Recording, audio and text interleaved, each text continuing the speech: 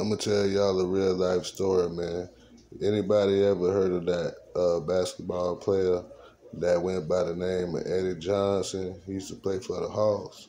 You know what I mean? He was a true baller. He played like 10 years or whatever. Well, you know what I mean? I was locked up with him, you know what I mean?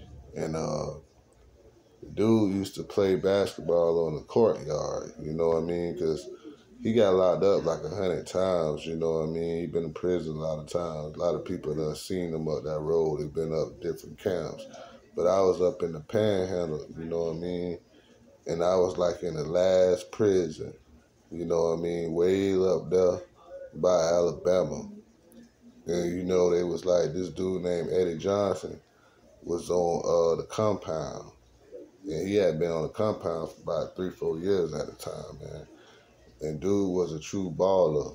You know what I mean? He used to get the young guys pointers and stuff, like, you know, how to play basketball and stuff. And he used to be around the court and, you know, watching the basketball games and stuff, you know what I mean? But I was locked up with him. And, you know, I had another experience when I was locked up in Tampa. And I ran into Buju, and you know, he was going through his little trial situation. He was in the Fed holding, and I used to feed him trays and stuff, you know what I mean? Buju was a real good dude. I think he went and did 14. And when I was in prison, you know the wrestler Doink the Clown, he was up there.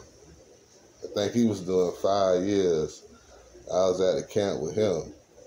And you know what I mean? All these dudes I was locked up with, like, I didn't have no real relationship or nothing with them. Like, I used to see them, dap them up, and keep it moving, watch them from a distance, you know what I mean? But that dude, Eddie Johnson, you know, I was watching him on the compound for about 3-4 months before he had got transferred and shit. But, dude, Doink the Clown, he was pretty cool, you know. He used to hang around the white boys and stuff, tell stories and stuff like that.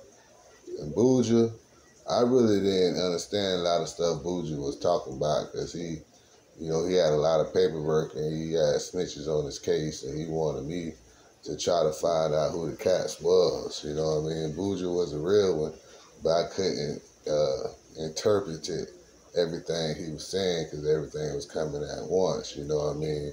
But I used to look out for him on the trays and stuff, give him cigarettes and, you know, give him weed and, you know, Buju was a good dude, man, you know what I mean? I ain't never asked Buju for nothing, man.